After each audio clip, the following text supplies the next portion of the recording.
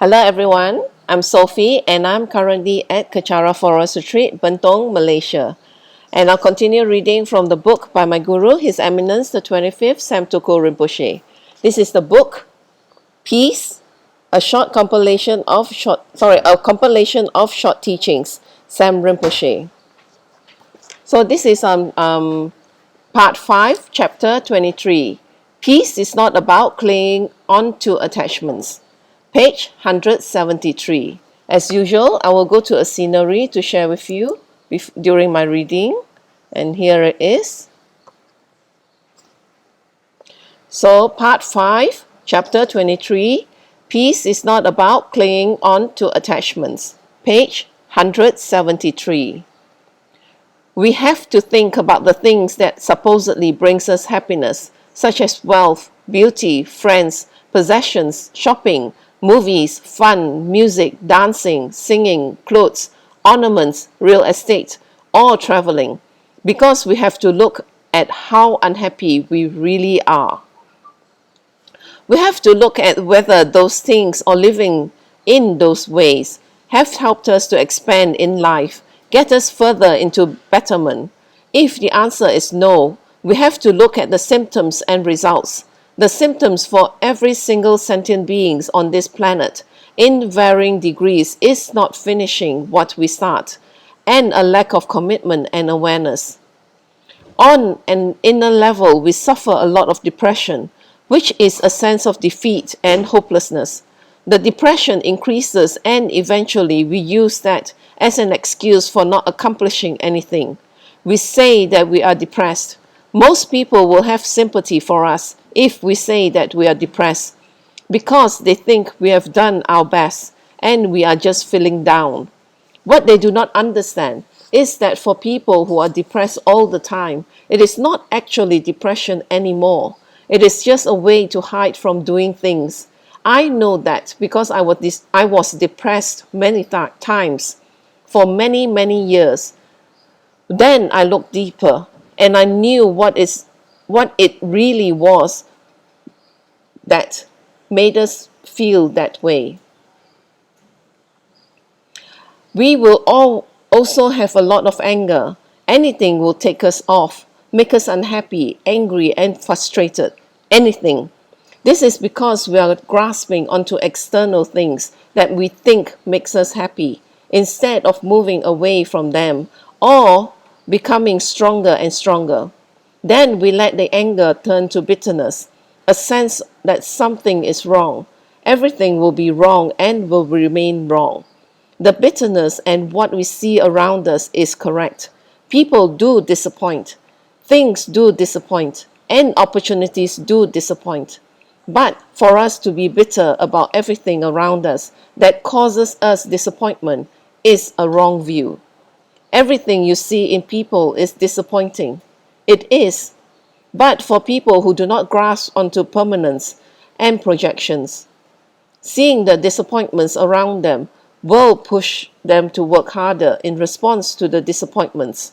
For example, we might look at a practitioner who we thought was fabulous. After living and hanging out with them for a year or two, we discover they are not fabulous. We might become bitter and angry. Then we do not want to associate with them anymore, and we cut them off. That is a sign of a person who has very strong grasping. In fact, in response to this, we should work harder for them. If working harder for them at this moment is not beneficial, then we should work harder on ourselves, so that when we encounter more and more of this type of people, we can work in response to them. We will meet more and more of these people. Everyone in samsara will disappoint us. There is not one person in our lives who has not disappointed us, from our teachers and gurus to our best friends to people on the street. Think about it. Everyone disappoints you. Do you know why everyone disappoints you? Because you are hanging on to a projection. You are hanging on to how they should be and how you should be treated. You are not thinking about them. You are not thinking about others. You are thinking about yourself. That is why you become depressed. Having something and the motive behind having it are two very different things. There is a huge difference between having something to live and using it to benefit others, and hoarding it and saying you are happy because you have it. The karma that is created is different. So when the karma ripens, the result will also be different. The whole reason and mode of having that thing is different. All of us in samsara are the same. How we manifest our samsara is different. But for all of us, this comes from thinking that external items are the cause of our happiness and not realizing that we suffer when these external items are taken away. That comes from not believing in or understanding impermanence. Lord Buddha says that all things that are born and live must die. We must understand that fundamental truth. When we meditate on this in detail, with examples over and over again, we will see that our attachment to a lot of things on the outside becomes less. When you tell people that they can't be attached and they can't have the things they want, they will start to have very big fears. A lot of Westerners experience a lot of fear because they are not from a culture where frugality, simplicity, or hiding wealth is a virtue. There you have to flaunt it. Look at all the pop singers' music videos on television. They flaunt everything they have. In the West, they tell you directly, isn't it fabulous? My house is fabulous. My food is fabulous. I'm fabulous. If you don't agree, they freak out and they ask why not. It is not much better in the East. There they hide everything they have. In the East, you have to be more deceptive.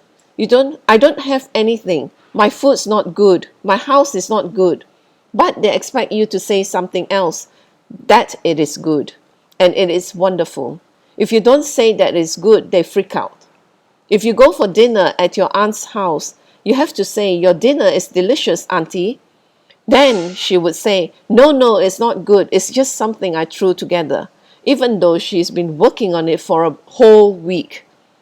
But if you don't keep complimenting her profusely, she's going to be very upset. There is no difference between the East and the West. It's just opposite extremes and different manifestations of samsara. There is no difference at all. If you want to have happiness and contentment, if you want your mind to be calm, and if you want to enjoy items that supposedly bring you suffering, you have to realize impermanence. Understand that anything and nothing and being attached to it can bring you unhappiness. If you understand and realize this and you focus on it, you will start seeing your mind calm down. That is definite. You need to understand that this does not mean you cannot have these things. It means that these things should not make you happy or unhappy. Look at examples of people like Mother Teresa, who received millions and millions of dollars in donation. People just wrote her $1 million checks, and world-famous people came to meet her. It wasn't like that 30 or 40 years before she started her holy mission, but she remained exactly the same when she started her mission during her missionary work and towards the end. Getting material items and having people come to meet her didn't make her happy or unhappy, excited or depressed. I've read and seen many times in books and movies about her that when she received all these funds, she would say immediately, "Oh, I know who I can give this to. I'm so happy." When she wanted a piece of land and couldn't get it, she would go from Calcutta to the Indian minister's office in Delhi. This diminutive, tiny little lady would walk into the minister's office, sit in front of him and say, "I want this piece of land there." The minister would be very respectful because everyone knew who she was. He would say, "No, I can't give that to you. That's prime land. That's 70 acres you're asking for. It is in Delhi." She would say, "No, I must have this for the lepers." "What is the government doing for the lepers? I don't mean any offense to you." He said, "You know, our government is not very rich. and we are having problems. She said, "That's why I want to do it. I'm not criticizing the government. I'm asking if I can please help these people. Because while you're having your meetings, these people are dying on the streets with no dignity, and they're spreading their disease. So let me help. Let me have that piece of land. What's the difference if you sold the land and got the money to give it to them? Or if you gave me the land and I raised the funds to give them dignity and jobs?" The ministers went inside, talked, came out and said something like, "I'll give you 40 acres. She said, very sincerely, "No, I want 70. He said, "Please, Great Mother, we'll give you 50. She said, 70. Finally, he said, "Okay, 70. You must read this. You will cry. She's so greedy, but no one gets offended or upset, and they respect her for her greed because they know what it is for.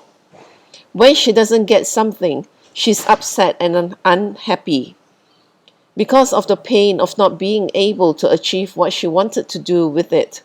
People like that who receive millions of dollars and who have a lot of respect, care, and millions of people looking at them do not get affected by any of those external things because the reason for them getting those things is very different. Mother Teresa did get depressed too. She was depressed and upset because she couldn't go over to Afghanistan to help when there was a war there and people were dying. She was not allowed to go because of political reasons. We are upset because we made it into a movie late and we missed 20 minutes. We get depressed and we scream at our friends. We are depressed because we have $10 million in the bank and someone asked us to buy them dinner. That's what we get depressed and unhappy about. You can't go through your whole life blaming everything, everyone, and yourself for things you don't have or couldn't do, and not achieving anything on the inside or outside. This is actually a result of your extreme grasping towards permanence, which does not exist. When we meditate on that and we collect merits towards realizing that, I promise you, it will become better and better and better. You will remain essentially the same. If you dress like a prostitute, you will continue dressing like a prostitute. But your whole reason for dressing and doing all these other external things will be different. You will still have food. You will still like food, going on trips, shopping, making, and saving money. You will still like all of that, and you will do everything you did as you did before. But it will not create suffering, and instead will benefit others. In fact, by doing these things, getting angry, going shopping, keeping and making money, you will in fact collect merit. Your whole intention for doing these things will become different. You will be like a vampire. When people get bitten by vampires, they become vampires themselves, but they remain essentially the same. If they are beautiful before, they will still be beautiful. If they like wine, they will still like wine. If they like music, they will still like music. Whatever they were before and whatever they are now, as a vampire, remains exactly the same. The only difference is that their reason to live and do things now has changed. The secret here is not about having or not having something.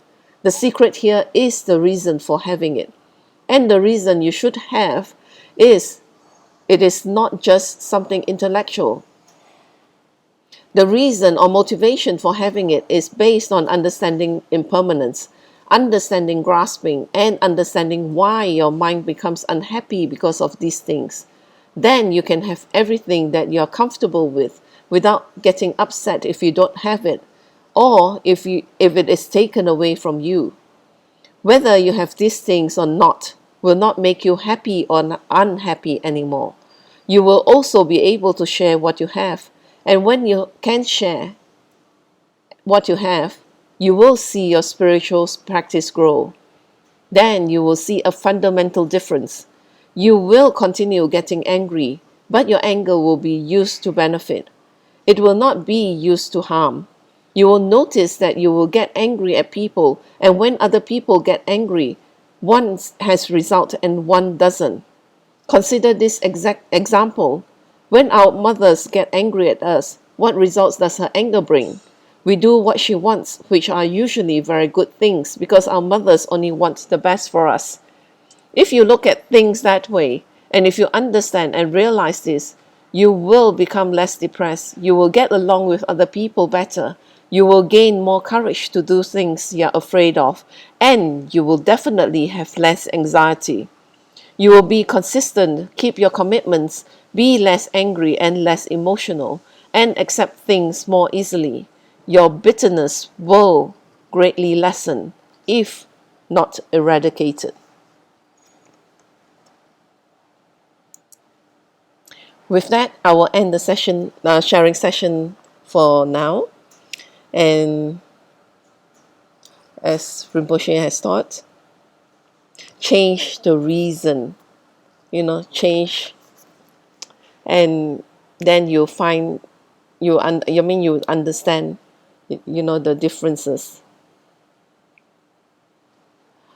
and accept things, as impermanence sets in, when you don't have the things that you wanted and stuff like that. So Rinpoche is teaching us a method that we will not be affected by outer things, like having material items or being with that person or this person, and maybe your wishes not fulfilled. So this Rinpoche is teaching us the method, to understand the impermanence of it, and also the reason that we want to achieve those things. So in understanding that, then the whole perspective of, the perception of things that we have in our mind will change.